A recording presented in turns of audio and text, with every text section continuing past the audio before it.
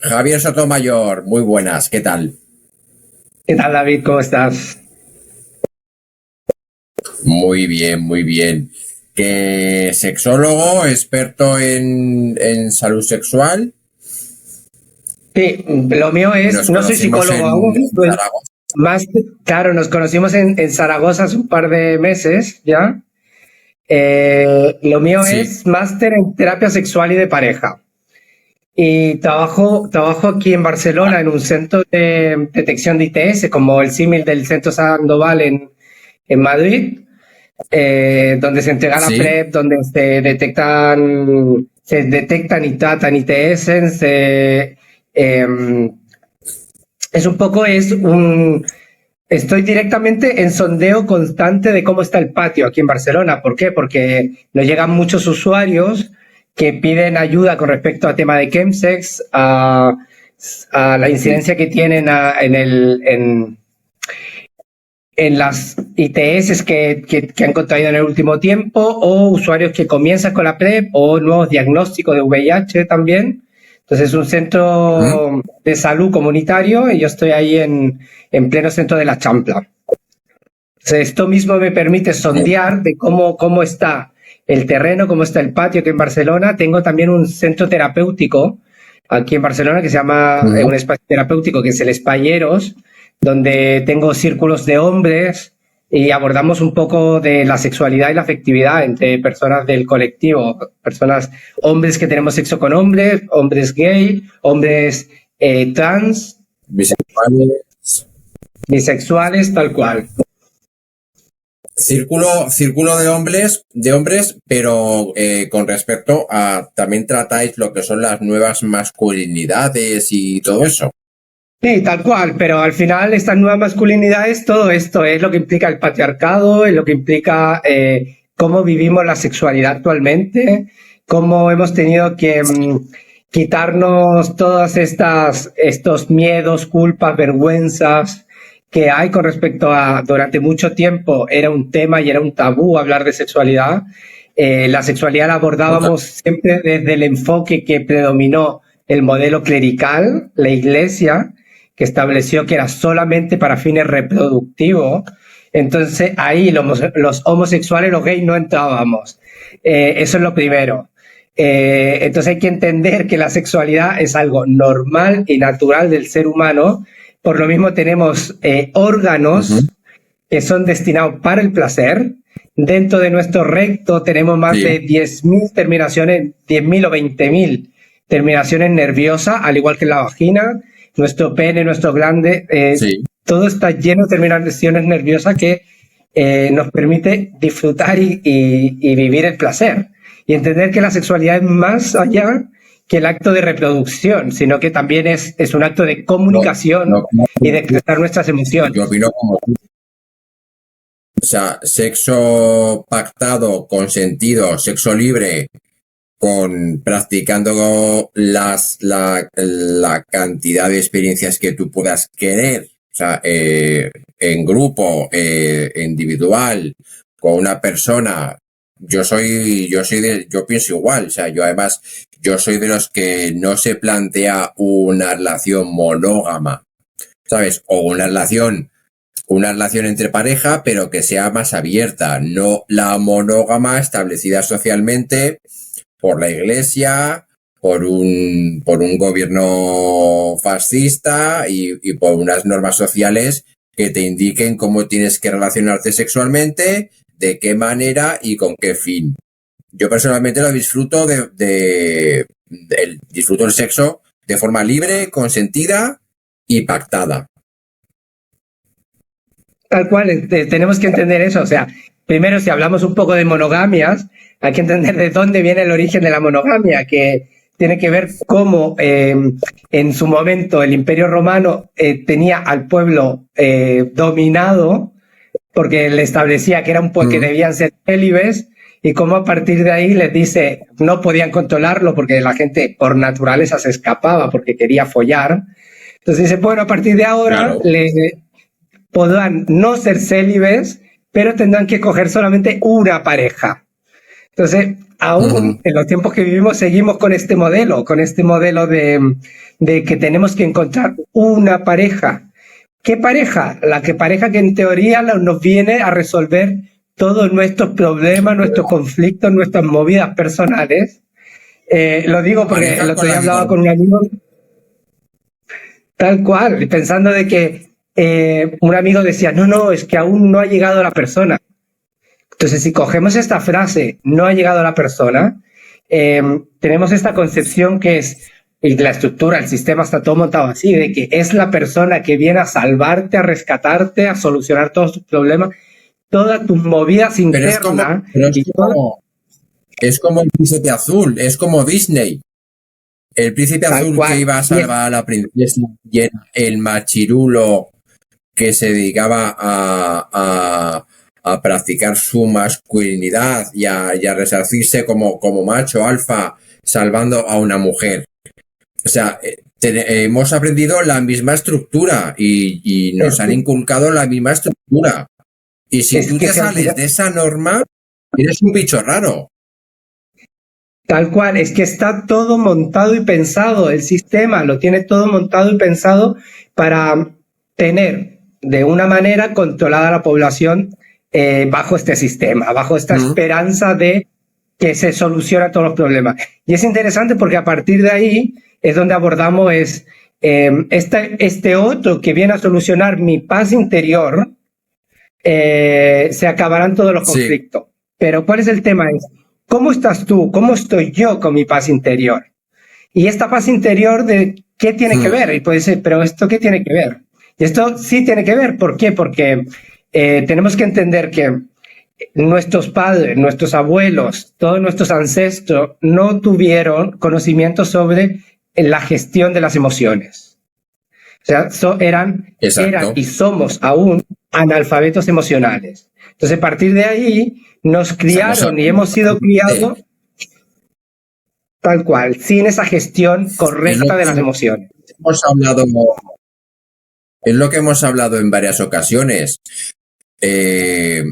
No sabemos gestionar las emociones. Y esto también es un poco generacional. Nos han enseñado y venimos con esa educación. De nosotros depende abrirnos más de mente, tener más experiencias y aprender más de todo eso. Pero bueno, sí es lo que antiguamente, menos mal que hablo en pasado, porque antiguamente se llamaba como que eras una fresca o un fresco si salías un poco de la norma. Sí, tal cual. Y ahí ¿y qué relación tiene esto con chemsex, por ejemplo? Mucha relación. ¿Por qué? Porque partiendo de cuál es la paz interior que tenemos cada uno, cómo es la manera que hemos gestionado nuestras emociones, es cómo luego llevamos a tener quizás conductas adictivas o comportamientos adictivos. Pero antes de llegar ahí, quería explicar esto de nosotros como colectivo, como personas LGTB, que hemos nacido como una minoría dentro de una población que dominaba las estructuras, hay que entender que hemos sufrido una ansiedad y sufrimos una ansiedad que se llama estrés minoritario o ansiedad de la minoría o estrés de la minoría, que tiene que ver con todos estos comportamientos, todos estos ataques que hemos sufrido desde pequeño, desde el bullying, desde el no aceptar, no reconocer nuestros derechos, el de prohibirnos cómo nos relacionábamos con otra persona de nuestro mismo sexo y cómo acto de nuestra misma naturaleza era la atracción que sentíamos por personas de nuestro mismo sexo, cómo esto estaban condicionadas y estaban prohibidas. Luego, ataques, violencia, incluso la muerte. La muerte, tenemos casos en España de muerte, de asesinatos, de la homofobia, del entorno, la transfobia sigue existiendo, nos siguen matando, siendo violentos con nosotros, nos siguen dañando. Entonces, a partir de ahí, ¿qué pasa? Tenemos esta sensación de que tenemos que defendernos, que estamos en ataque siempre, que nos van a atacar, que nos tenemos que cuidar siempre porque nos están atacando. Esta ansiedad, ¿qué nos lleva a ser más vulnerable? Más vulnerable ¿en dónde? En el consumo de sustancia, en las lesiones, en nuestra autoestima. Nuestra autoestima es mucho menor porque vivimos en constantes ataques del entorno. Entonces, obviamente que cuando aparece el tema de las sustancias, somos mucho más vulnerables a sufrir una adicción. Hay que entender que todos los seres humanos tenemos un comportamiento adictivo o tenemos alguna relación con las adicciones, ya sea propiamente las sustancias como tal, o actualmente las pantallas, o los juegos, o la comida, o el azúcar, o hay un montón de situaciones que generan que nuestro cerebro... Javier, desde muy jóvenes ya, los chavales ya están desarrollando adicciones, como tú dices, a las pantallas. Y Así todo es, viene a así raíz es. de un problema familiar, de dejadez, de estructura familiar que no eduque bien o que crea que está educando bien, o son cambios generacionales también. Sí, sí, sí. Bueno, eso es un tema muy interesante porque ahí en la pantalla está nuevamente el efecto dopamina. El efecto dopamina, que es lo que vamos a hablar ahora, también ocurre con imaginar cómo nosotros de pequeño, la generación nuestra, cómo vivíamos la pornografía, nuestra relación con la pornografía. Nuestra relación con la pornografía era, antes de tenerla de acceso en un móvil, era ir a buscarla al kiosco a través de una revista o la revista de nuestros hermanos mayores, o conseguir un vídeo de VHS que lo podíamos encontrar por ahí, podíamos ver. Entonces, esta relación y esta... Tal cual, ir a la zona de datos del videoclub, y a partir de ahí recién nuestro cerebro generaba esta expectativa de cuándo tenerlo y teníamos una excitación máxima que solamente esa sensación nos llevaba a subir el deseo, por decirlo así, y cuando teníamos contacto con la pornografía como tal, quizás llegábamos más rápido al orgasmo, nos corríamos súper rápido, porque iba aumentando gradualmente, no era de fácil acceso. Y teníamos nuestras primeras experiencias sexuales también, o sea, aunque no fuera tocándonos, todos nos hemos masturbado entre amigos. Claro, y partiendo desde ahí, claro, la primera experiencia sexual es de juntarse con colega a ver peli. Y del mismo sexo, o sea, ¿son como experiencias homosexuales o no? Sí, claro, son experiencias homoeróticas con personas del mismo sexo que quizás no son, afectivamente, no son gay, pero sí tuvieron alguna experiencia homoerótica con personas de su mismo sexo. Entonces, partiendo desde ahí, tenemos que... De descubrimiento, tal cual, y partiendo desde... Sí, partiendo desde ahí tenemos que muchas de las imágenes o de lo que nosotros vimos en la pornografía, en donde volvemos, asimismo como a nivel de gestión de las emociones, nuestros padres no tuvieron la herramienta de enseñarnos a gestionar las emociones, tampoco nos enseñaron de cómo debíamos tener sexo, cómo deberíamos disfrutar el placer, cómo deberíamos buscar el placer en nuestro cuerpo, cómo teníamos que hacer este placer, compartirlo con otros, cómo teníamos que comunicarnos. ¿Y qué fue lo que vimos? Claro. ¿Y cuál fue el referente que tuvimos? Una peli porno. Una peli porno. Una peli porno con una cierta estructura. Por generación, nuestros padres no se han sentado con nosotros a hablar de sexualidad. Ahora ya se está haciendo. Pero claro, es lo que me comenta también mucha gente.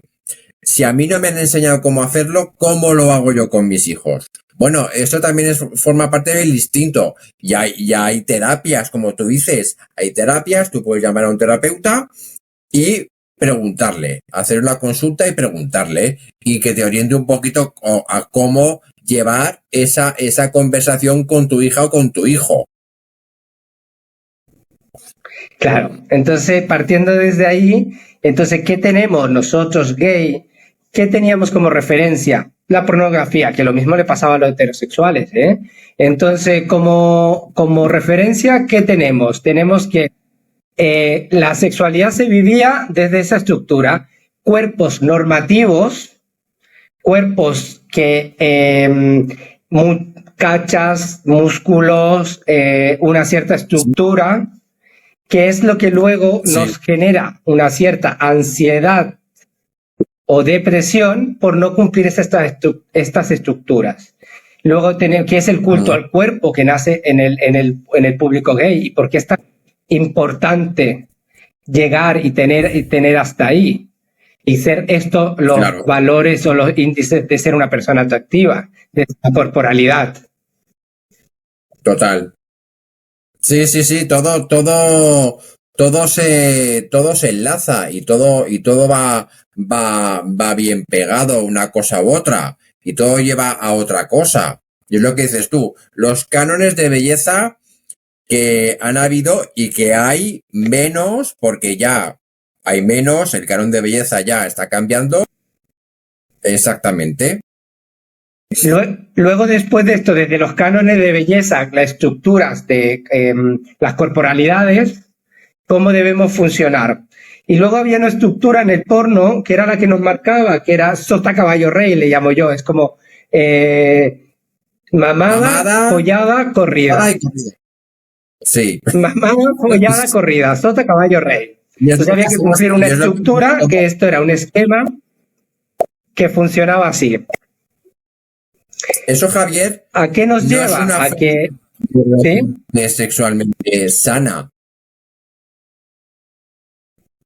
No, porque es un patrón que hace, que estandariza, que claro, por una parte está el canon de belleza y por otro está cómo nos desenvolvemos, este desempeño sexual que tengo.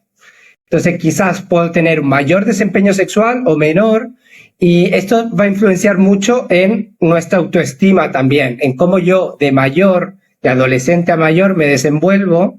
¿Y en qué influye? Sí. Influye que cuando hay consumo de sustancias, antes del consumo de sustancia, quizás esto es lo que necesitamos para sentirnos, para empoderarnos. Y cuando estamos bajo las sustancias, nos empoderamos de cierta forma que pasamos a ser casi, o nos sentimos que somos el protagonista de la peli porno que muchas veces vimos. Sí. Entonces es uno de los motivos también de consumo, ¿eh? Hay varios motivos de consumo. Sí. Total, uno de ellos es ese. Luego, hablando de las chemsex, vamos a pasar al asunto. Las chemsex. Hablando de porno, hablando de cánones de belleza, ¿cómo se llega a practicar chemsex? ¿Cómo llegas? Mira, el tema está que hay distintos factores que llevan a que una persona participe de un chill, de una sesión, practique chemsex, que lo descubra esto.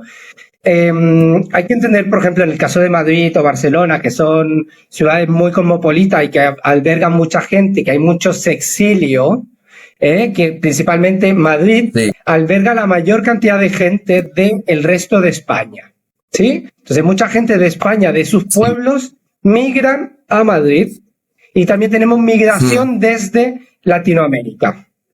Entonces este sexilio, que es por no poder vivir su vida de manera normal y natural en el pueblo, me voy a una ciudad grande donde yo puedo vivir mi vida libremente, donde se celebra un orgullo, donde se vive desde otra manera la homosexualidad.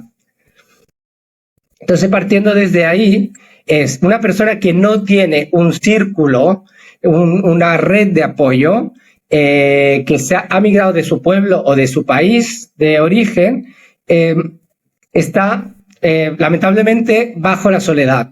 Y esta soledad, ¿qué ocurre? Que llega el fin de semana y al no tener una red de apoyo, no realizar actividades lúdicas, recreativas, no sexualizadas, ¿qué es lo que hace? Normal llegar y entrar a la aplicación, quizás la primera vez por las ganas natural de probar esto y saber cómo está el entorno, pero, y ahí es donde quizás conoce una persona, la persona le dice, vente, estoy con uno o estoy con dos, vendan dos, vendan tres, y empiezan quizás a probar la sustancia. Alguien que no, hablo de una persona que no ha tenido una experiencia desde sus orígenes, desde sus comienzos, y comienza a probar sustancias y comienza a entrar en esto probar qué es lo que es esta experiencia.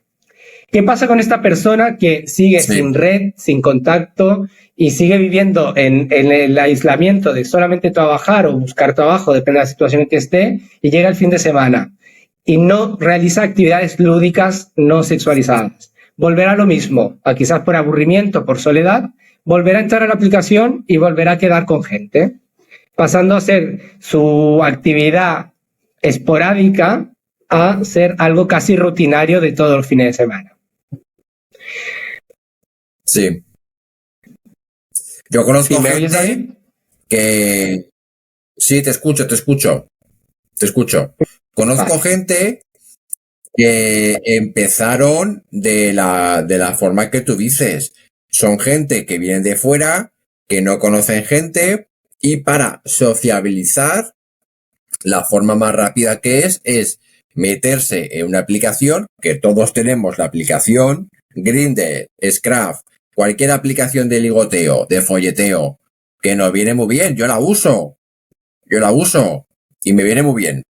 Pero claro, y a mí me han ofrecido muchísimas veces lío, sesión, chill, guarrichill o lo que sea.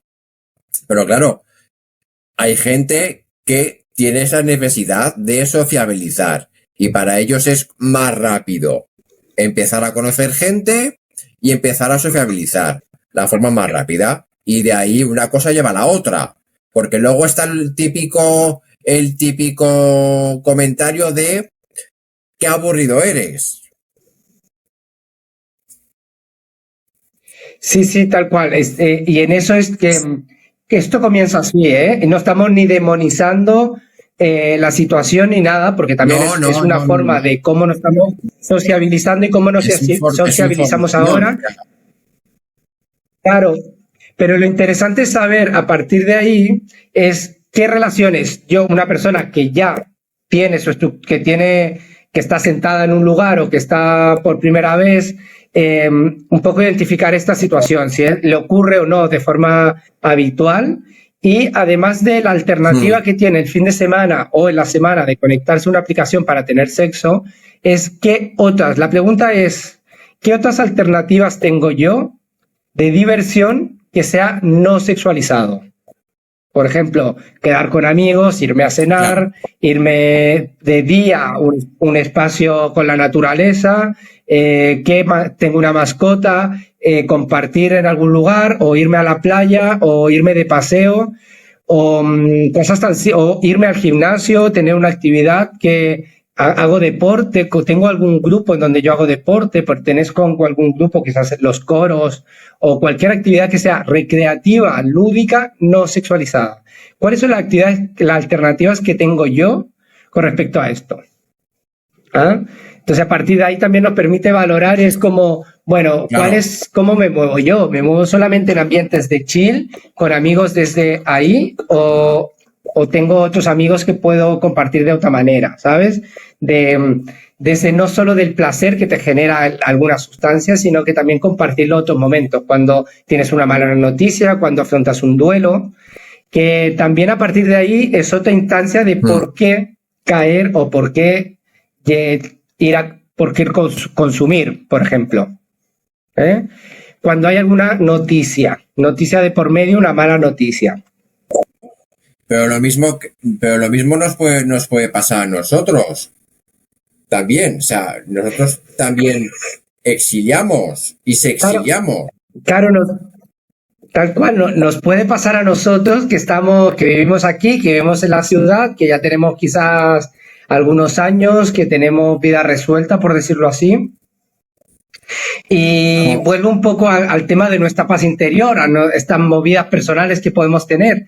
Estábamos también hablando de quizás hemos recibido una mala noticia o estamos afrontando una situación de un duelo o algo tan simple, hemos terminado una relación de pareja y a partir de ese término de relación de pareja digo, pues nada, quiero probar, quiero experimentar de qué va esto, veo que todo el mundo está probando, que está consumiendo, que salí de fiesta y ya no es la típica fiesta del festival que me ofrecían quizás meter el dedo y tomar una pastilla y bailar bailar y disfrutar la música, sino que es ya en un contexto netamente sexual de quedar con otra persona para tener sexo, para consumir y follar a la vez.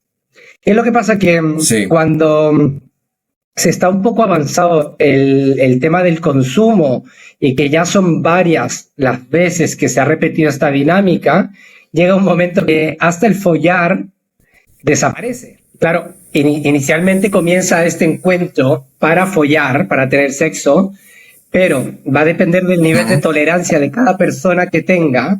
Si ya está en un nivel de principiante o ya hay un paso más adelantado casi a camino a la adicción, en donde el follar pasa de ser el tema principal, sino que en realidad se convierte en una sesión de consumo. Inicialmente, ¿por qué se busca este acto de ir a follar o ir a tener sexo con drogas? Un poco lo que decíamos y lo que hablamos de esta educación sexual basada en la pornografía. Entonces, necesitamos de cierta manera replicar este modelo de educación sexual que tuve, queriéndose el propio artista, el propio actor de la propia peli y realizar una performance como lo que habíamos visto en las pelis. Entonces, ¿qué ocurre? Que tenemos personas más de... Mira, te voy a... Dime. Te digo una cosa. Mira, tú sabes que yo he hecho porno. No lo sabía. Yo hice porno, colaboré en un documental. ¿No lo sabías? No lo sabía. Pues ya lo sabes. Colaboré en un documental con Mabel Lozano. Una serie documental que puedes ver en RTV Play. O sea, está ahí, publicado, está en el catálogo de RTV Play. De forma gratuita. Y allí se habla del porno y de las chemsex. O sea, yo mi testimonio, porque yo doy mi testimonio, para que tú veas la diferencia entre hombres y mujeres. Las mujeres son más vulnerables y están más amenazadas a represalias, a tomar represalias contra ellas. Por lo tanto, dan voz dos actrices, Clara Chain y Laura Rosalén. Y los hombres, para que veas tú los privilegios que tenemos hasta en el porno y a la hora de dar la cara para dar testimonios y no tener miedo a represalias. Somos hombres, un ex actor porno heterosexual y un ex actor porno gay. Y allí yo hablo sobre las chemsex, las sesiones y todo el postureo y todo y cómo se emula luego en el sexo, porque a mí me han dicho que a mí me pagan por follar y no es real, no me pagan por follar. Y cuando yo he quedado con otros tíos, pues es lo que dices tú, se emula una escena pornográfica, posando, postureando. El típico, ¿te gusta? ¿Lo hago bien? ¿Te gusta cómo lo hago? No, la empatía está fuera de lugar. No está, estás bien, estás a gusto, estás bien, necesitas algo, necesitas que te haga otra cosa, o, ¿sabes? Claro. El lenguaje no verbal. Exactamente. O sea, y se emula, entonces la empatía queda en un segundo plano. Bueno, si llevamos este análisis con respecto a la sexualidad, ahí es donde podemos ver claramente la sexualidad dopaminérgica y una sexualidad oxitocínica. Sexualidad dopaminérgica es esta búsqueda de recompensa. esta relación que yo tengo con un otro desde el ego, desde te gusta cómo lo estoy haciendo, quieres más, te voy a dar caña, busco mi objetivo, mi objetivo, lo consigo como una presa, luego ya no me sirve y voy a por otro. En cambio, una sexualidad más oxitocínica es cuando hay un contacto, una conexión de piel, de mirarte a los ojos, de saber cómo está la otra persona, de quieres parar, te sientes bien, te duele o no, necesitas descanso y todas esas cosas simples y normales y naturales que existen en la vida real, pero que obviamente el porno es una categoría como el cine, como las películas de ciencia ficción, pues lo mismo, es una categoría, no es la vida real, es una ficción, pero resulta que la población joven que recién está comenzando, que quizás no ha tenido ninguna experiencia sexual aún, o sea que la primera vez, como se dice, aún no la ha tenido, pero quizás tiene más porno y más prácticas en su cabeza. Un chaval de 17 años, 16, 15 o menos, tiene mucho más porno en su cabeza que tiene de práctica con otra persona en el plano sexual. Entonces, ¿qué lleva esto? Exacto.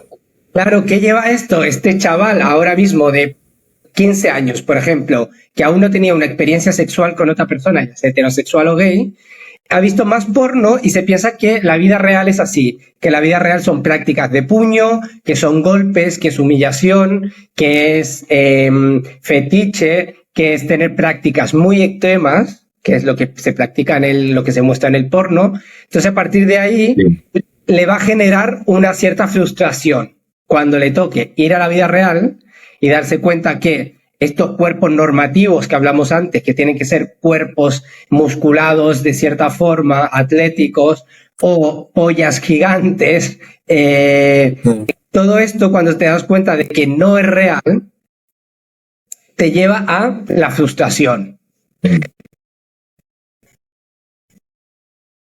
Y cuidado, Javier, el machismo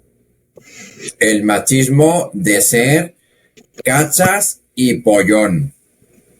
Si no eres cachas y no eres pollón y no cumples unos cánones establecidos por el porno y pues eso, según la personalidad que se ha creado esa persona, no llegas a su nivel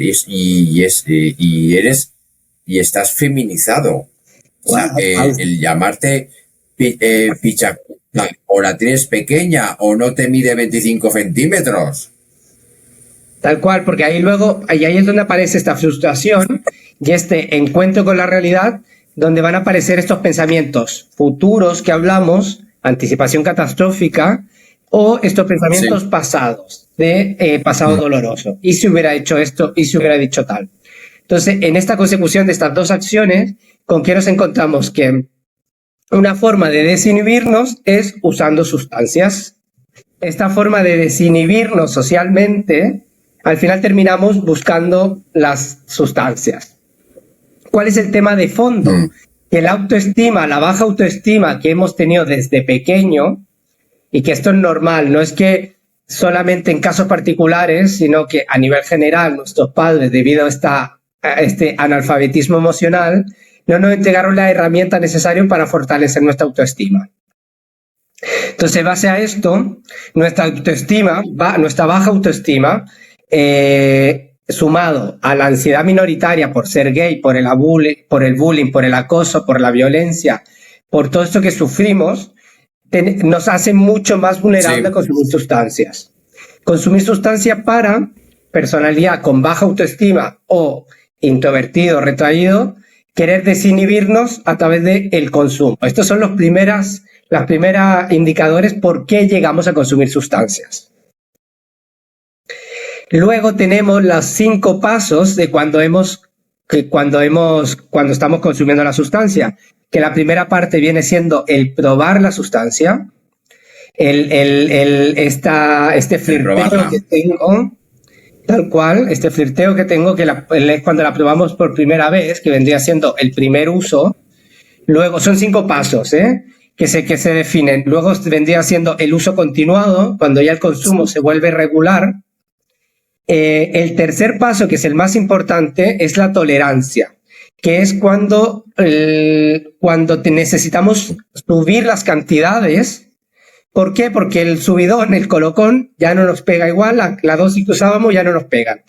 Este paso es importante porque a partir de este momento es cuando es el indicador que nuestro cerebro ha hecho un cambio. Hay un cambio a nivel de neurotransmisores. Y este momento es clave para poder alertar. Claro, ahí entraría la diferencia entre consumo ocasional, consumo problemático, consumo crónico, y ya pasaríamos al caso de recuperables o no recuperables. Ya hablaremos del tema de vecinogarismo y todo eso más adelante, pero vamos, quería adelantarlo también. Sí. En esta tercera etapa, que sería la tolerancia, entonces cuando cambia nuestra estructura cerebral, y luego pasamos a una cuarta que viene siendo la dependencia. La dependencia es cuando ya empezamos a sentir abstinencia. Es decir, ha pasado una o 2 semanas y necesitamos esta sensación nuevamente de volver a probar, de volver a consumir. Y la quinta, que ya es la adicción como tal, es cuando no podemos dejar esta conducta adictiva. Y ahí es donde viene el consumo problemático, donde influye, por ejemplo, en faltar a nuestras responsabilidades.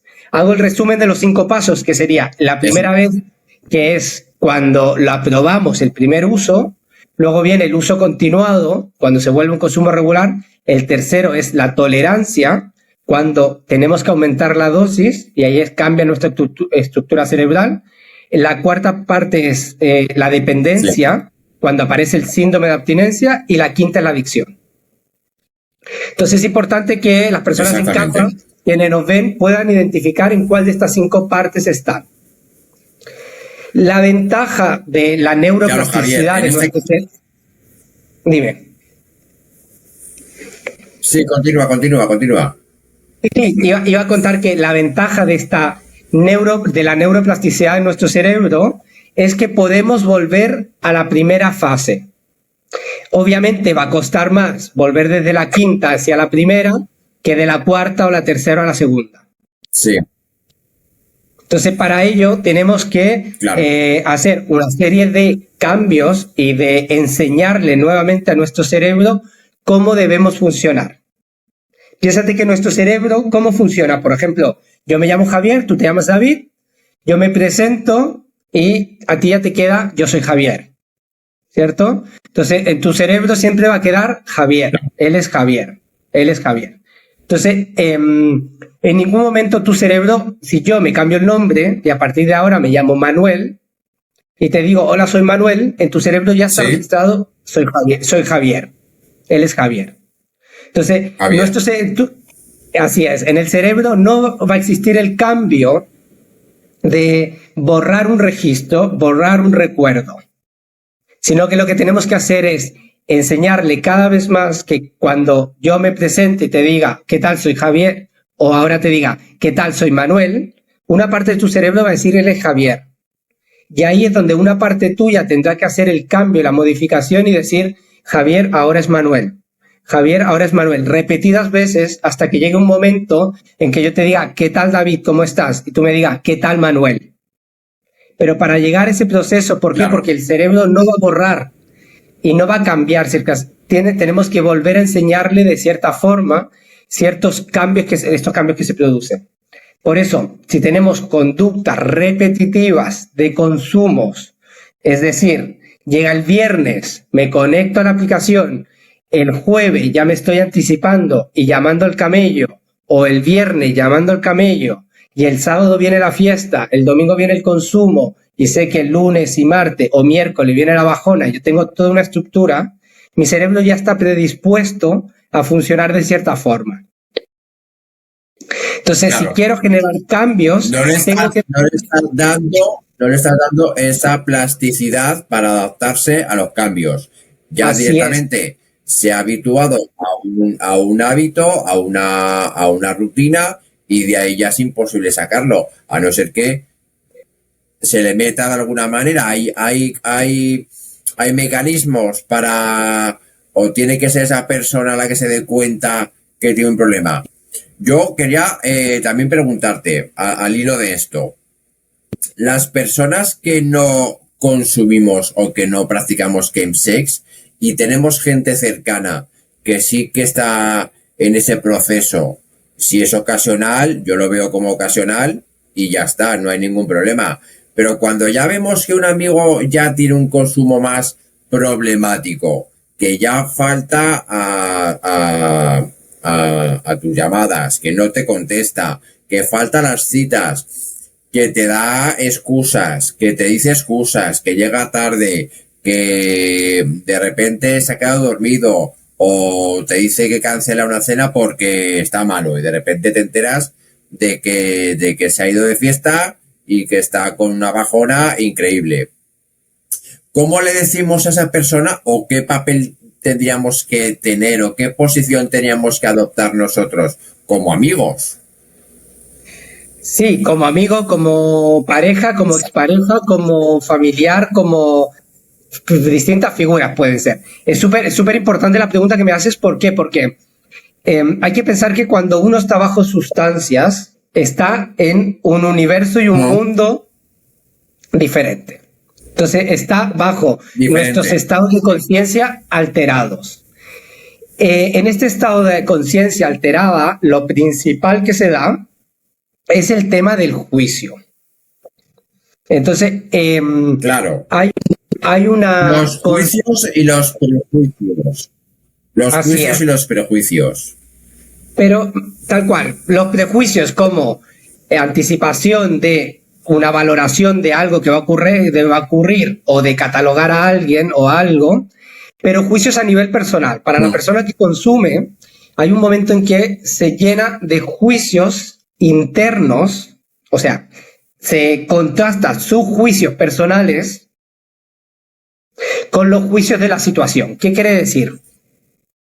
Que a raíz de esta situación, de este mundo paralelo que está viviendo o este mundo no consciente en donde la persona está con una conciencia alterada, empiezan a aparecer juicios constantes de lo que está haciendo, de lo que piensa y de lo que piensa el entorno con respecto a él. Entonces ahí comienzan a contrastar información de los juicios del entorno que pueden ser reales o no, y ahí es donde está, como la persona está alterada su conciencia, puede entender simplemente comentarios o frases como un juicio y lo mezcla con sus juicios internos. Y a partir de ahí es el nivel de accesibilidad que tiene esa persona a pedir ayuda o no. ¿Por qué? Porque si esta persona depende de la sustancia, porque ahí es donde incluye mucho qué sustancias están consumiendo. Principalmente en el consumo de la metanfetamina, la tina, el crystal meth, lo que hace es alterar este estado de conciencia a niveles máximos. A niveles máximos, en donde la opinión quizás de un amigo, de la pareja, de un compañero de trabajo, de un colega, va a pasar a ser un juicio, y si esto se mezcla con este estado de bajona o de depresión constante que se llega, en realidad más que acceder a pedir ayuda, en realidad va a ocurrir de aislarse, la persona se va a aislar, va, tal cual como dices tú, comienza a faltar a compromisos, a fiestas, a reuniones.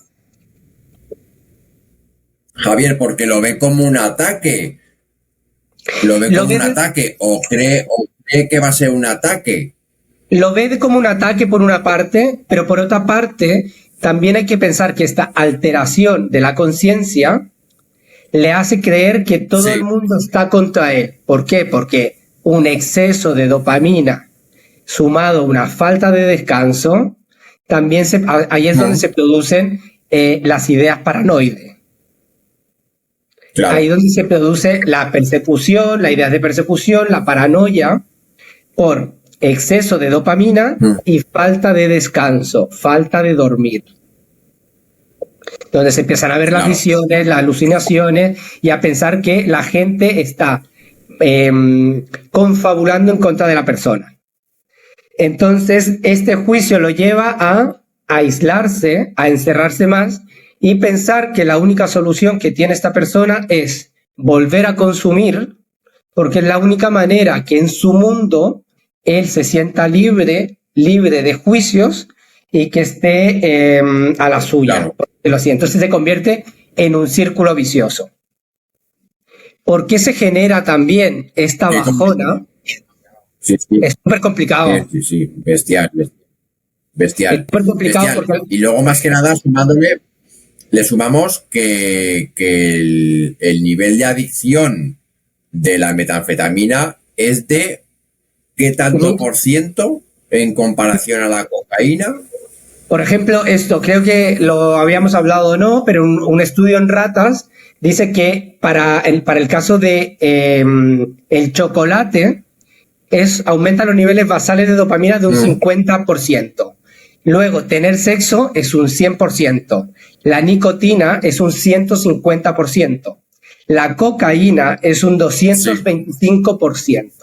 Y la metanfetamina, el cristal met, la tina, es un 1000% de aumento de niveles basales de dopamina en tu cerebro. Fíjate.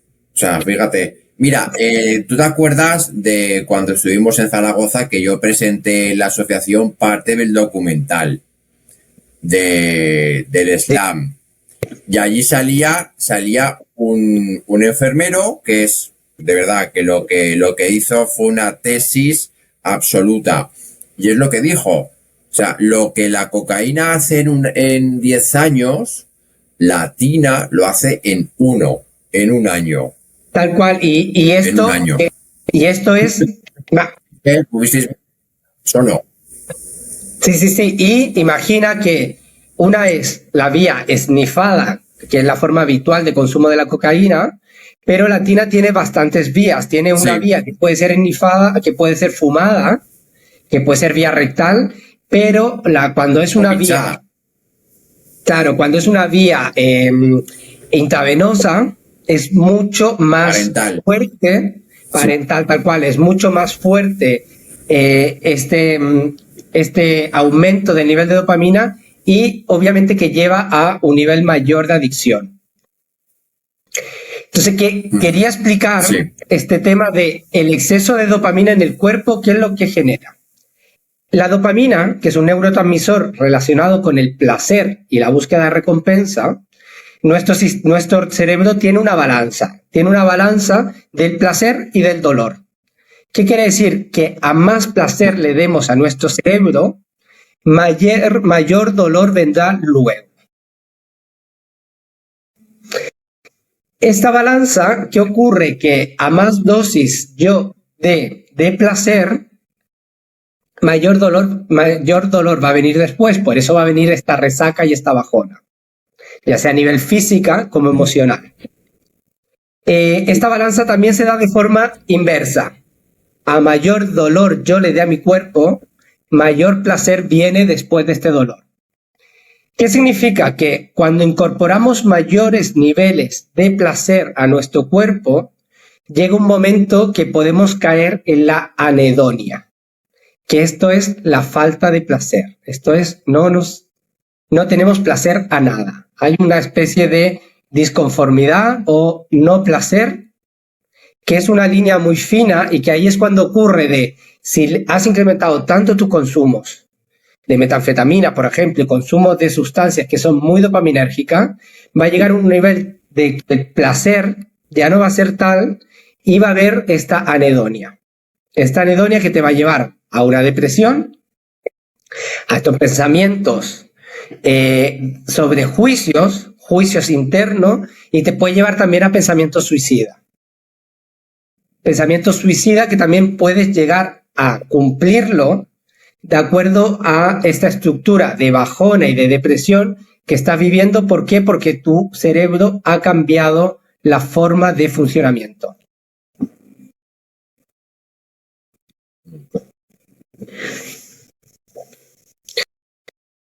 Yo es que estoy atento a lo que me dices porque la verdad es que me estoy quedando, o sea, estoy de verdad, es una maravilla. Es interesante porque de esta manera podemos entender, claro, y podemos entender cómo funciona el proceso de adicción, que hago el resumen nuevamente, esto en el núcleo cumbens,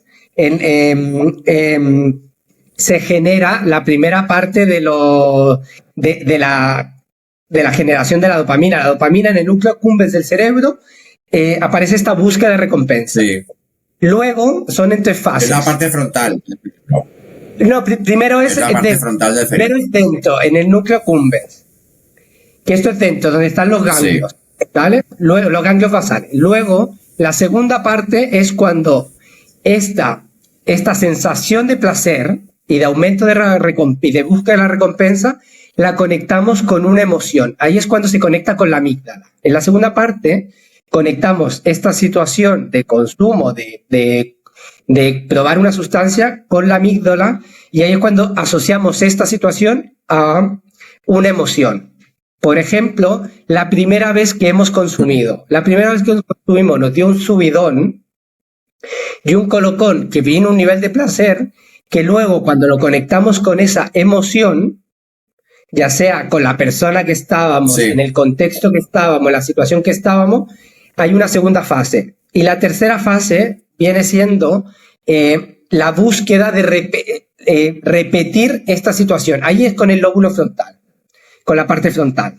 Entonces, es un círculo que es generar la dopamina, conectarle con la emoción y luego salir a buscar cómo yo vuelvo a repetir esta situación. Salir a buscar más, cómo consigo contactar al camello, cómo consigo más droga, qué situación hago para volver a poder consumir.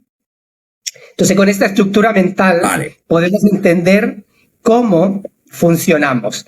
Y cuando queremos repetir esta situación, es porque en realidad queremos repetir la primera vez que hemos tenido este colocón, este placer y esta conexión con la emoción inicial. Como las dosis que estamos consumiendo son bajas, incrementamos o generamos tolerancia, aumentamos las dosis para volver a repetir esta primera vez. Javier, problemas a corto y a largo plazo. Vamos a entrar en los problemas a corto plazo si no se controla y se llega a un consumo problemático. Y luego problemas a largo plazo. Largo plazo, sí. La primera preocupación o alerta que tenemos que tener es mi relación con el sexo sobrio.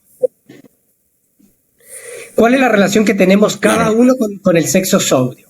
¿Por qué? Porque este es un indicador de cómo voy con respecto a la tolerancia de la sustancia y cómo voy con mi nivel de adicción o no. Javier, mira, tema de abusos, tema de abuso sexual, violaciones, dentro de una chemsex, dentro de una sesión, con alguien que está a punto de doblar. No sé si conocerás a alguien, pero yo conozco gente que han sufrido. En el documental que yo presenté, el chaval que aparece, que no se le ve la cara por problemas de seguridad y de privacidad, porque así lo quiso, estuvo inconsciente, estuvo medio doblado y le introdujeron 2 bolas de billar por el ano, 2 bolas de billar. Una la pudo expulsar, pero es que la segunda se la tuvieron que sacar como cesárea, como una cesárea. Lo tuvieron que operar. Bueno, sí, esto es el consentimiento, ¿eh? La falta de consentimiento en estas prácticas. El consentimiento, exactamente.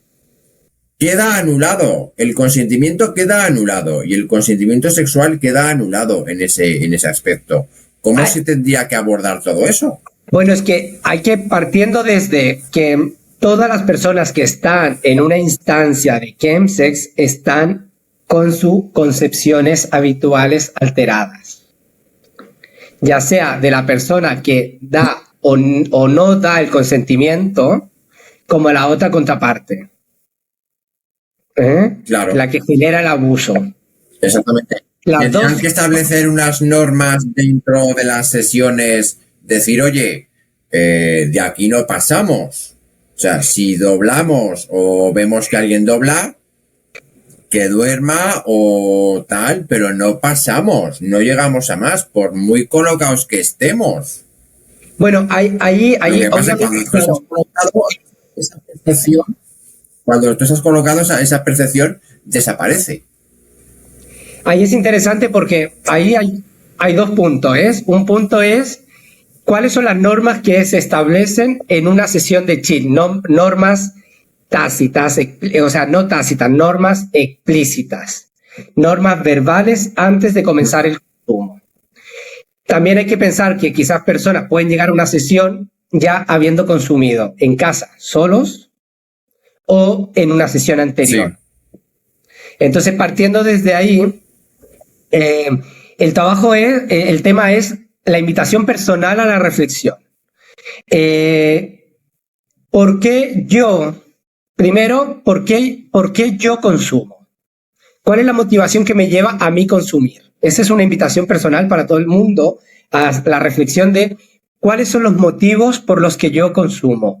Lo hago de una manera lúdica, recreativa, porque quiero desinhibirme, porque quiero experimentar mayor placer en el sexo, porque quiero realizar prácticas más más agresiva, más fuerte, por decir así, que sobrio mi cuerpo no permite, por ejemplo.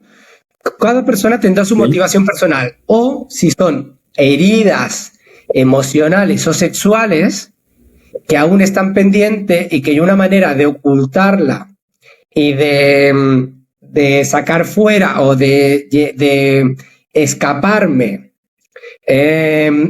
practico esto. Entonces la invitación en casa es eso, a que la gente se haga la pregunta de ¿cuál es mi motivo por el que yo consumo? A partir de ahí se puede trabajar luego los niveles de tolerancia, de volver atrás, de estructurar la parte del dominio de la voluntad y todo. Pero eso es una base. Entonces, partiendo desde ahí es una persona que ya ha tenido, que ya ha doblado. ¿Doblar qué es? Es una sobredosis. Doblar un chungo, sí. Doblar un chungo es una sobredosis de una sustancia, principalmente de GHB. Doblar no se produce por mezclar sustancias, que es el policonsumo. Doblar no se produce por hoy estoy cansado, no he dormido o no he comido. No. Doblar se produce por utilizar más de la dosis indicada para la persona. Así de simple. Total. Entonces, tenemos que ser súper... 100%. Tal cual, tenemos que hablar las cosas directo. Entonces, si yo ya he vivido una experiencia de yo ya he doblado, me ha dado un chungo, entonces, ¿en qué momento tomo conciencia de esto? ¿Por qué? Porque es una sobredosis. ¿En qué momento tomo conciencia de esto? Porque esta sobredosis, así como me pasa con el GHB, me puede pasar con otro depresor en conjunto, GHB más ketamina, o me puede pasar con GHB, alcohol y ketamina, tal cual, o me puede pasar con estimulante, ya sea doblar mi dosis de mefedrona o doblar mi dosis de crystal meth, de tina. Entonces sabemos lo que es doblar una dosis. Entonces hay que entender qué es lo que es. Y a partir de ahí es, si yo ya he vivido una experiencia así, a ver, ¿cuál es la toma de conciencia del trabajo que hago ahora a partir de ahí? ¿Es realmente el GHB una sustancia que yo puedo incorporar a mi fiesta? Ya a largo plazo, consecuencias a largo plazo que tú conozcas y que puedas explicarnos. Bueno, las consecuencias principales en el caso de Barcelona es la gente sin casa, O sea, ya viene un nivel ya vienen niveles de consumos tan grandes que llegan a perder primero el trabajo, que es la fuente principal de los ingresos de cada una persona. Luego ahí es donde cada persona empezará a trapichar o no. Luego es pérdida de la casa o del lugar donde están viviendo. Lo típico de personas que terminan buscando habitación, que van rotando de habitación a habitación porque ya pasan a ser problemáticas, y llega un momento que ya nadie, ni un amigo, nadie les quiere acoger, Y lo tercero es cuando ya terminas en la calle, porque ya no tienes esto, no tienes ni dinero, ni tienes un lugar de acogida y terminas en la calle viviendo. Totalmente. ¿Sí? En Barcelona, si no me equivoco, por lo que comentasteis, es en la zona de Montjuïc, donde están ya En la, los en la zona de Montjuïc ya asentamientos van y cerca de 10 o 20 personas que estarán viviendo con tiendas de campaña. También tenemos el parque, tenemos varias plazas, En varios Madrid yo parques. de momento no conozco ninguna zona. En Madrid yo no conozco de momento ninguna zona. Pero me voy a informar si hay, no me suena que haya ninguna zona todavía y que haya gente con problemas de hogar, que no tenga hogar. En este caso me tendría que informar, pero sí, ahí me sorprendió mucho cuando se habló ya todo esto, porque fíjate lo que son las cosas, ¿vale? No me gusta compararlo con la lacra de la heroína, pero cada vez se le parece más a la heroína. Y yo cuando le puse el título al documental, hablo mucho de mi libro, pero bueno, oye, yo qué sé, es lo que me he documentado y lo que yo he vivido y lo que yo he experimentado. Entonces, me parecía como un poco bestia poner del caballo a la tina, pero realmente no es tan descabellado ahora mismo, tal y como he aumentado la información, he conseguido más información y he podido completar algo más de información, no es tan descabellado, se le está pareciendo. Hablamos del slam y de la tina. No hablamos de las chemsex, que bueno, las chemsex ocasionales y tal, pues bueno, cada uno ya. Ahí no me meto. Sí, no, ahí cada uno es un poco valora en qué nivel está su consumo y la pregunta que yo te decía antes de que cada persona haga su valoración con respecto a cuál es la motivación por qué yo consumo. Esa es la primera. Y la segunda pregunta es, ¿qué relación tengo yo con el sexo sobrio? ¿He dejado yo el sexo sobrio o no? ¿O aún puedo tener sexo sobrio, sexo sin sustancias? Esas son preguntas importantes que cada persona se puede hacer con respecto a personas usuarias de chemsex. Luego está la situación de usuarios de slam y de tina, claro, obviamente, que casos extremos son estos de, ya es un tema social, el llegar a perder tu casa, tu vivienda, tus ingresos. Hablamos también de tus círculos a nivel psicológico y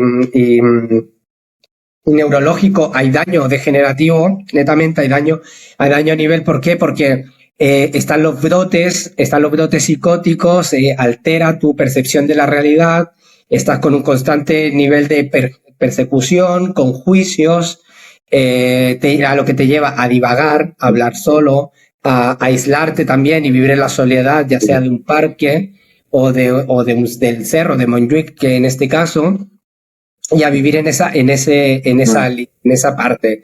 Luego también está el tema físico, el deterioro físico. El principal deterioro físico que con respecto al consumo de metanfetamina es el hecho son las encías y los dientes.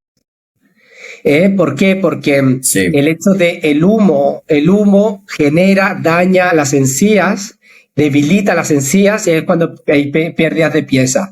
También en el caso de la nariz, personas de ennifar, mefedrona, que son cristales, que muchas veces en este colocón no se pulverizan, no se tamizan de correcta forma, al final terminas inhalando, esnifando cristales que, al ser muy corrosivos, dañan los cornetes nasales y haces que con algo tan simple como intercambiar un rulo puedas contraer hepatitis C. ¿Por qué? Porque la hepatitis C vive fuera del cuerpo hasta 48 horas. La sangre se puede secar Vive fuera y puede solamente estar en contacto con la sangre seca de alguien con hepatitis C con tu mucosa nasal, puedes contraer hepatitis C. Esos son daños, son algunas consecuencias físicas.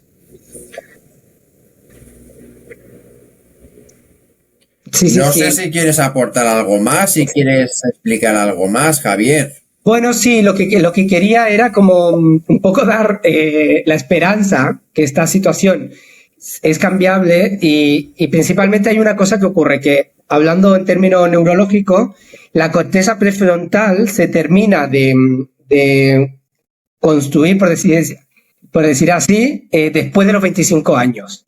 ¿Qué quiere decir eso? Que si una persona ha consumido sustancia menos de 25 años, menor a los 25 años, tiene más tendencia a tener hacia la adicción. Alguien que prueba sustancia después de los 25 años, ya de mayor, su dominio de la voluntad es mayor, la corteza prefrontal ya está formada, y esto ¿qué significa? Que le permite en el momento de tomar decisiones, si quieres hacer un detox, si quieres educarte y cambiar tu vía de consumo, tu forma de consumo con respecto a la fiesta, y al cambiar el consumo de la sustancia a una manera lúdica y recreativa, cuando ya eres mayor, tienes la herramienta a la vez de poder tomar decisiones e influir positivamente en este cambio. Es lo que yo te decía antes. Yo me llamo Javier, ahora me llamo Manuel, y para tu cerebro inicialmente era Javier y luego me llamo Manuel, pero ¿cómo se genera este cambio? Con tu misma voluntad, con tu acción de decir, Javier ahora es Manuel, Javier ahora es Manuel. Esta acción que tú haces, tu cerebro, de reeducarlo, tiene que ver con este dominio de nuestra voluntad que podemos hacer educándonos en ciertas formas, en las vías de consumo, utilizar, si vamos a consumir, tratar de usar las más inocuas, no las que sean más, no evitar las más agresivas, las que generan más lesiones. De acuerdo. Eso es una cosa. Segundo, ¿es necesario el policonsumo y meterme yo todas las sustancias juntas? Me meto chorri, me meto keta, me meto tusi, me meto una rayita de esto, de MF, una calada de tal, y me meto todo junto. Tal cual, todo a la vez. ¿Es necesario el policonsumo para poder disfrutar y buscar el placer? Una pregunta que cada cual se tiene que hacer. Lo mismo, si has tenido un chungo, has doblado por GHB, ¿es el GHB mi droga que me da mayor bienestar y me da la mejor nivel de placer? ¿O es necesario que yo la tome cada una hora, G-time, como quieras llamarle? Es necesario que yo lo tome exactamente cada una hora, y no es mejor espaciar estos tiempos de consumo de manera que yo pueda ir desformateando mi cuerpo, deshabituando estos actos que hago para bajar el nivel de tolerancia? Entonces son preguntas que cada persona se puede hacer en base a conocerse a sí mismo, tal cual, saber qué es lo que quiero, qué es lo que yo quiero en una fiesta. Quiero el high, quiero el colocón, quiero pasármela bien, quiero reír. ¿Qué sustancia es con la que mejor yo me llevo? ¿Cuál es la con la que peor me llevo? Todas estas cosas son parte de conocerse a ti mismo y de descubrir. Y ver lo que mejor te siente, pues tómalo, y lo que no te siente, como tú has dicho, si tú doblas con un chorri, ¿tú crees que el chorri, el GHB, es tu droga? Claro, cada uno que sopese, que se replantee, y ahí queda la pregunta, y ahí queda toda tu exposición, Javier. Yo de verdad te quiero dar las gracias por todo lo que has explicado. Y lo último que quería decir es, quizás hay personas que esta información se la van a tomar como una guía para drogarse. Lo único que le digo a esas personas que lo pueden tomar desde un juicio o prejuicio es: ¿cómo acompañamos a las personas que consumen sustancias? ¿Qué lenguaje tenemos con ellos? Pensar de que una persona está afectada en su concepción, en su manera habitual, está bajo sustancia, no tiene la misma claridad que puede tener una persona que está sobria, Entonces, partiendo desde ahí, ser muy cuidadoso con el lenguaje, funcionar desde la empatía, desde la asertividad Totalmente. y principalmente desde el acompañamiento. Si la información que estamos preparando ahora, Exactamente. que hemos creado, ayuda a una persona a pedir ayuda, pues estamos pagados, David. ¿Por qué? Porque tenemos que ir hacia la gente que está coqueteando, que está flirteando con la sustancia y que no sabe qué es lo que hay más allá. Antes que lo descubra de una Mira, mala yo te manera, digo qué una es lo cosa. que hay más allá, aquí estamos. Pedir Te digo ayuda. una cosa. Yo con respecto... Que no sé, que se me ha desenfocado la cámara. Un segundo. Ay, Ahora sí. que se desenfoca. Te digo una cosa. Con la repercusión que ha tenido todos los proyectos que estoy haciendo con respecto a este tema de las chemsex, que de verdad se me han abierto muchas puertas, otras se han cerrado, pero se han abierto muchas puertas. De verdad, nos podemos dar con un canto a los dientes con la gente que pueda ver este podcast, porque se va a ver, se va a hacer viral, eso ya te lo por seguro, y que es súper interesante todo lo que has dicho. Que los métodos ahora mismo de información y de prevención, las campañas han cambiado, no son nada parecidas a hace 30 años, que eran lanzando voz de alarma, lanzando el peligro, lanzando la prohibición. Ahora tiene que ser todo lo contrario, como tú dices, desde el acompañamiento, desde la empatía, desde la asertividad, desde hablar con esa persona y que no tenga miedo a ser juzgada, poco a poco acercándose a esa persona y ser empática con esa persona. Sobre todo, Sí, no debemos de juzgar a las personas que practican chemsex, y tener información, que tengamos información el resto de personas que no las practicamos, todo el entorno, pues todos los que rodeamos a esas personas, para poder tener herramientas y gestionar toda esa situación mejor. Ya hablo a modo particular, porque cuando una familia, cuando tú sales fuera de la norma familiar, enseguida está el juicio, y el primer juicio que aparece por parte de tu padre, de tus hermanos mayores, etcétera, etcétera, es que te drogas. Y ya, a partir de ahí, ya llega todo lo prohibitivo, o sea, todo el boca a boca con la familia y tal, y cosa que no tiene nada que ver, que no es cierto. Pero bueno, hablamos de educación y hablamos de la forma que tienen que tener los entornos y las familias para tratar estos temas. Y que no sí. juzguen y que no llamen drogadicta a una persona, que no la prejuzguen, que no la condenen, y sobre todo que tengan empatía y se acerquen a esas personas. Sí, tal cual. Y si puedes nombrar algunos recursos que hay en Madrid, por ejemplo, en Barcelona, Stop SIDA está haciendo un trabajo muy importante con respecto a chemsex, a acompañamiento de personas. Tienen un grupo de ayuda mutua. Checkpoint, en Sí, Barcelona Checkpoint también tiene un grupo de psicólogos que también están ayudando y están haciendo acompañamiento para poder contener a las personas que tienen un nivel de adicción.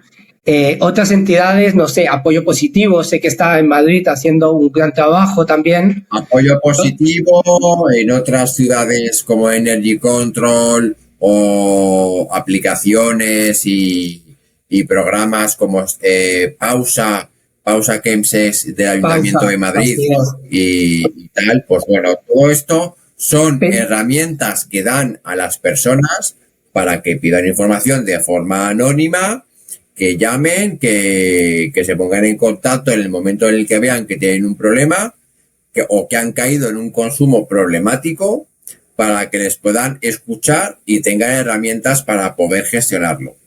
Sí, tal cual. Pensar que estos son recursos gratuitos de ONG, pero también son limitados. que algunos tienen lista de espera. ¿Por qué? Porque cada vez están aumentando los casos y obviamente los recursos son limitados. Y la invitación es eso, es hacer una reflexión personal con respecto a los motivos de cada cual consumen, y con respecto a eso también es cómo invierto yo en mí, cómo yo me dedico en mí a pedir ayuda si veo que la necesito, y si quizás tengo dinero porque tengo una buena situación, así como también me puedo pagar un gramo, también pagar un terapeuta, pedir ayuda y tener esta capacidad de hacerte cargo de este consumo que quizás uno veía que no era problemático, pero de acuerdo a responderse a estas preguntas, esto podría avanzar a más. De acuerdo, Javier. Pues yo te agradezco mucho que hayas colaborado en este proyecto. De verdad, te doy las gracias enormes. Se me ha pasado este rato súper corto, o sea que habría estado más rato contigo. Pero bueno, que nos veremos en Madrid cuando vengas, que vienes para finales de septiembre, ¿vale? Así es, que nos veremos pronto. Tenemos una cena y una... Eso, muchas gracias a ti, David. Que esto mismo, voy a México a grabar ahora esto mismo también, así que ya nos veremos pronto por ahí. Muchas gracias por la invitación. Estás solicitado. Sí. ¿Por qué? Porque me alegro, Javier. Pues nada. Es que esto no es solo a nivel de Barcelona y Madrid y de España.